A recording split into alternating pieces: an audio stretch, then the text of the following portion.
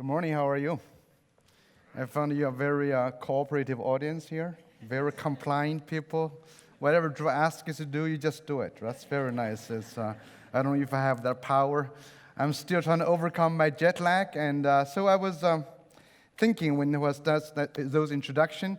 I'm a professor from Oregon, but I have to tell you, I'm first and foremost an unsuccessful Chinese peasant.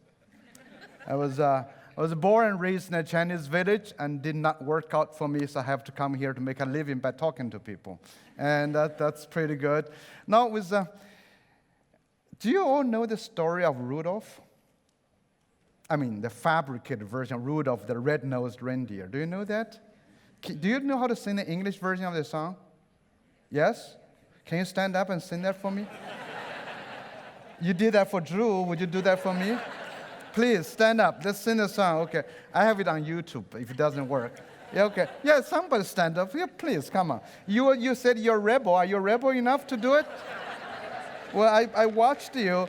Now, let's get going with it. Who wants to start? You look like a singer. Would you want to start lead? I don't want to give that to the people. Please, lead it. Okay, come on. What's your name? Niels. What? Niels. Let's start with you. Lead it, please. Okay. Go.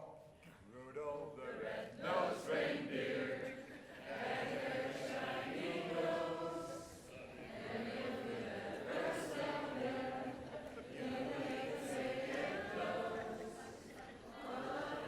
Louder, please.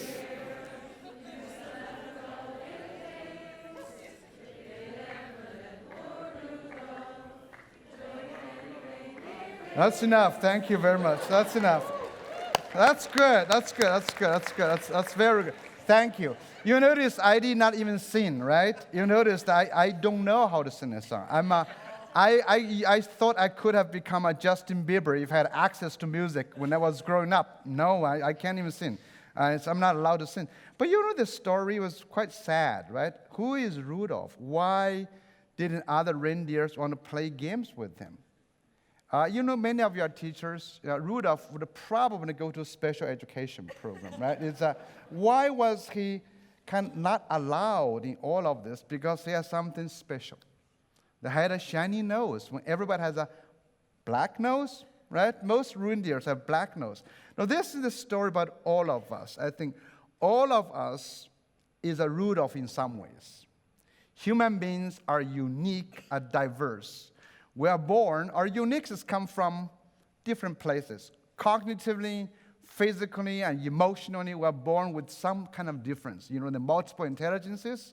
That is, you may be talented in music, art, math, or language, or sports. I would never try to play soccer, for example. And I'm just not going to do that. I never worked for a Chinese guy, And that's really interesting. But what this tells us, number one, multiple intelligence theory advanced about 30 years ago by Howard Gardner and many other psychologists says that you can be talented in different domains, but you cannot be great in everything. You cannot be great in everything. If you're good at something, you will be bad at something else. And by the same token, if you're bad at something, you must be good at something else. I don't know if you've discovered, if you have been depressed that you don't know what you're good at, I'd say you must be good at being depressed. That's good evidence to show that. Now, we also know that human beings are born into different cultural situations, different families, different communities. For example, really, when I was growing up in my village, I had no access to music. Even though I could have been talented in music, I was not able to develop that. And in my village, the most important thing to learn was how to drive the water buffalo, and I was not good at that, so I had to leave. That's the second thing. And then we also know time is a major factor. If you want to be good at something, we know Malcolm Gladwell popularized the idea of 10,000 hours. It could be 9,000, 7,000, means a lot of time. If you spend some time in the 10,000 hours in one thing, you cannot spend the same 10,000 hours on something else. So when students come to our school, come to your classroom, when students grow up, what they're very unique. They have different interests, different passion, different strength, different weaknesses, and they are curious about everything coming in. So everyone is a Rudolph in many ways. But our schools do not really like red-nosed reindeers a lot. You know this, right? So I'm kind of happy that Rudolph never went to school. If he had gone to school on that foggy Christmas Eve, you remember this? All over the world, the children would be sad because nobody would guide Santa's sled, right? Nobody, because Santa would get lost in the foggy Christmas Eve.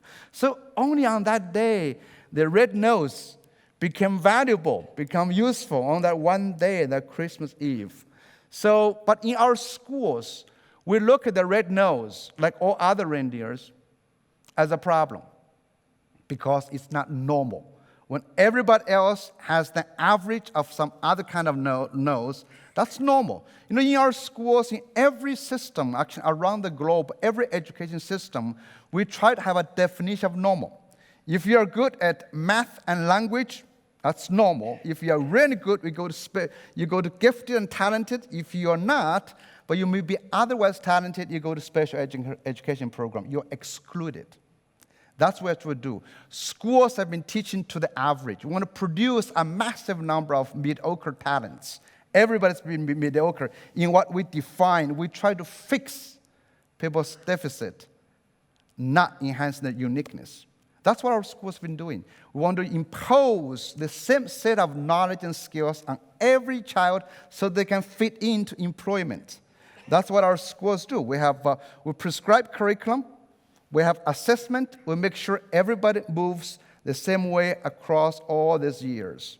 So it's called a homogenization process, which we aim to produce lots of sausages. We don't like ribeye steak. We don't like bacon. We just want sausages. You know, that's what we fix people, and that's what our schools have been doing. We ignore individual differences. So luckily, Santa Claus recognized Rudolph only on that Christmas Eve. The fog helped. That means occasion. The occasion, the moment helped change Rudolph's future. And by the way, I really don't like those reindeers. They're really not very nice people, you know, not nice reindeers. Suddenly, when this Rudolph did something nice, and then everybody loved him, you know, just changed the whole story. Remember the whole story is that basically this kid passed a good test. That's all it did, you know, changed the exam. And now what happens next is that it's very important to think about. We want to think about the foggy Christmas Eve might have arrived for everybody today. So let's think about what has changed. Rudolph had this red nose. Actually, today, Rudolph's red nose will be not very meaningful anymore because Santa Claus can use a GPS. Or he can get an Uber, you know, do one of those things, you know, or use FedEx to deploy all the gifts and presents. They don't need those things. So Rudolph actually is become not very valuable anymore in that sense, you know. But machines, as you know, are replacing lots of jobs our traditional education prepare children for. All the routine jobs are gone. You know, technology is doing all of those things. Manufacturing, accounting. Even in the U.S. now we have we call a surplus of lawyers. In America, that's almost unbelievable. But we're still suing each other as much as possible. So don't worry about that. We just don't need as many law school graduates because of digital databases allow us to search for information much faster without having people going through all this books and books of precedent cases. All those things change. We've replaced a lot of them. Accounting, I mean, you pay tax here in the Netherlands, right? You do that. You know, tax accountants have been replaced by TurboTax or other online software. We've replaced a lot of jobs. So the red nose itself is being replaced by GPS or by perhaps a Google card that's coming soon that does not need a human driver. So all of this is changing. And we've lost a lot of jobs. If we continue our education as we've been doing so far, continue to prepare students with the skills and knowledge that can be replaced by machines, our children, actually, we're going to have a tough time in the future. And right now, global youth unemployment is a big, big problem for everybody. We graduate way too many students without giving the possibility of earning an independence. We have a generation which we call the Boomerang Generation. We throw them away, they come back, and they never leave us again. That's a problem. It's, we, in the U.S., we got over 50% of college graduates unemployed or underemployed, and they are living in their parents' basement.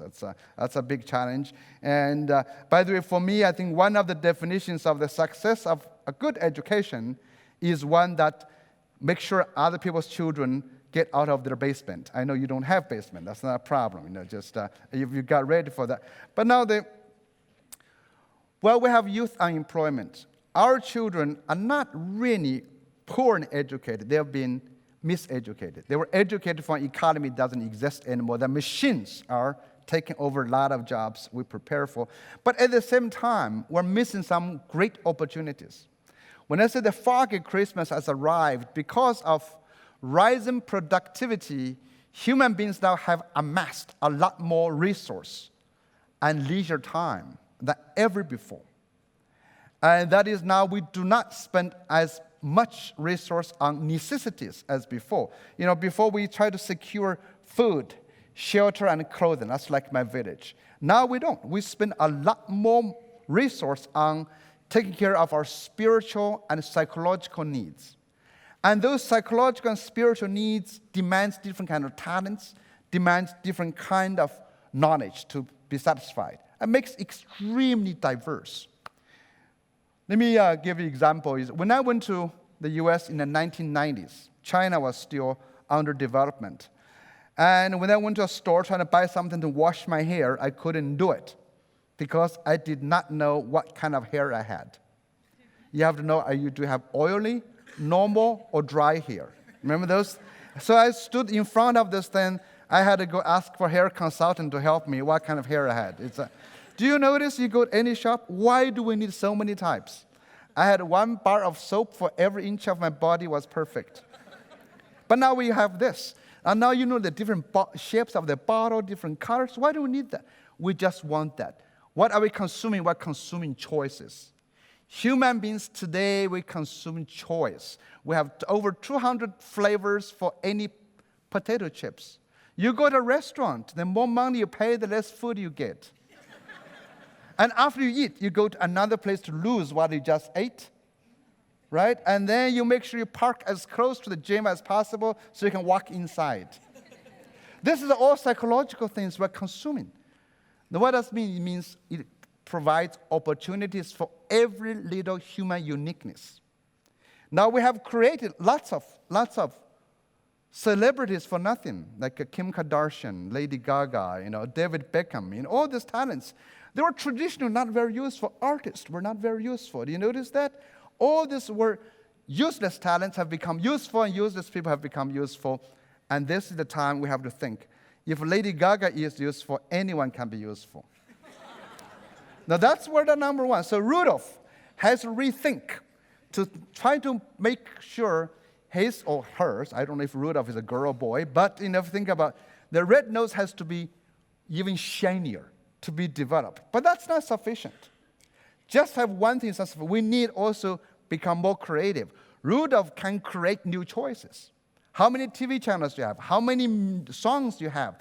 Creating choice that requires creativity, but our schools typically stifles creativity because creativity was not very valuable. When children are born, they are almost like 100% of them are creative. Even at age 5, when they come to our schools, 98% of our children are creative at the genius level. After 5 years in our schools, not yours, in somebody else's schools, we lose 60% of those creative geniuses. After another 5 years, age 15, we have 10% left. Age 44, 2% left. We lose creativity. Creativity bounces back after your retirement, by the way. And so that's and I can tell you, this is good news. U.S. former President George Bush is now painting. That's good evidence. And now, that's not enough. One other problem with Rudolph is that Rudolph wants to find a job with Santa Claus. Rudolph is not entrepreneurial enough. He's looking for a job. If I were Rudolph, I'd say, I'm going to set up my own shop to compete with Santa Claus. So that's called Uber, the Uber X model. And so now we need all our children to try to create opportunities and solutions and jobs for themselves, not trying to find jobs. You know, a lot of times in education, we try to help our children to fit in the future world. But actually, they are the creators of the future world. They do not fit in. They need to design, to invent, so they need to entrepreneur thinking skills. So what do we need in the future of education? What we learn from Rudolph is that everyone is unique, and that uniqueness is valuable. But that value cannot be realized unless the child continues to be creative and entrepreneurial. Now we need a different kind of education to support the unique, the creative, the entrepreneurial, because mediocrity doesn't work anymore. Everybody has to become great. Now we have 7 billion people on Earth. If you're not great, somebody else is going to beat you. So today we have arrived at a time, the foggy Christmas arrived, that demands us to rethink about education, not necessarily as evolution, but as a revolution, as a paradigm shift. A paradigm shift. So what would the new paradigm be like? The new paradigm would be one that follows the child. The child does not follow a prescribed, externally prescribed education. Today we can do that, a personalized education experience for every child, an education that enhances strength, not fixes deficit. An education that supports every child, every Rudolph to have a shiny red nose and redesign the nose in a different way. But we now, however, our education reforms around the globe doesn't do that. We continue to fix the past. How do we fix the past? We want to make sure we have better curriculum for everybody, better testing for everybody, better pedagogy for everybody. We ignore the fact that our children are born learners. They're passionate about learning. Our children want to do genuine good. And our children are live human beings, not machines that are waiting for you to impart knowledge onto. We cannot continue to fix the past for the future. We have to invent the future. How many of you are still using the Nokia phone? Thank you. Finland thanks you. Finland, lost the company. Nokia is practically dead, right? You know that. That's why Finland lives on Angry Birds nowadays. But just one thing to think about. Why did Nokia die? Nokia was trying to make a stupid phone smarter. Apple invented a new paradigm of phones. So in education, to make sure all our children in the future are unique, creative, and entrepreneurial, we need to recreate the educational paradigm. Thank you.